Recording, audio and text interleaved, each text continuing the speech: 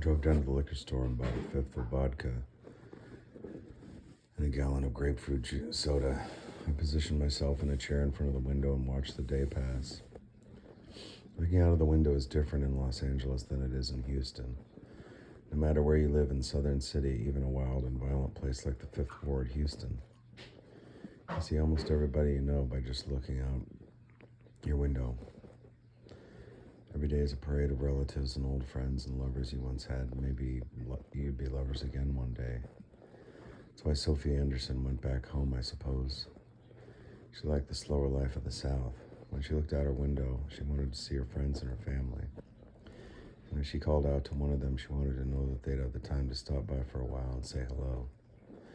Sophie was a real Southerner, so much that she could never last a workday world of Los Angeles.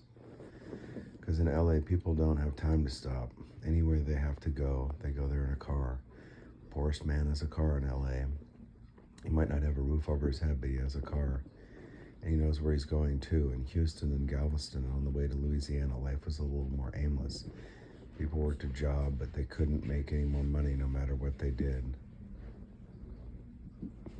But in Los Angeles, you could make $100 in a week if you pushed.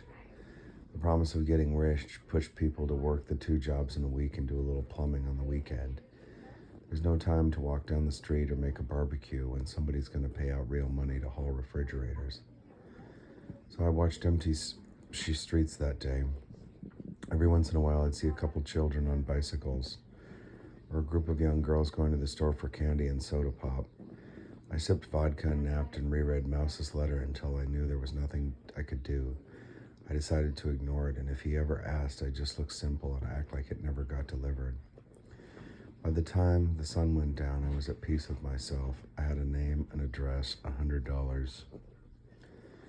And the next day I'd go and ask for my old job back. I had a house and an empty bottle of vodka that made me feel good. The letter was postmarked 2 weeks earlier. It was very lucky. Etta had already taken Mouse back in. When the telephone woke me, it was black outside. Hello, Mr. Rollins, I've been expecting your call. That threw me. I said, what?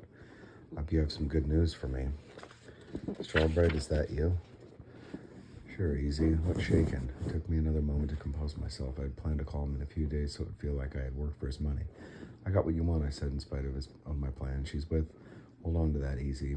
I like to look for a man in the face when we do business. Telephone's no place for business. Anyway, I can't give you your bonus on the phone. I can come down to your office in the morning. Why don't we go in together now? You know where the merry-go-round is at Santa Monica Pier? Well, yeah, it's about halfway between us. Why don't we meet there? But what time is it? About 9. They close the ride in an hour so we can be alone. I don't know, I just got up. I am paying you. Okay, I'll get down there as soon as I can drive it. He hung up in my ear.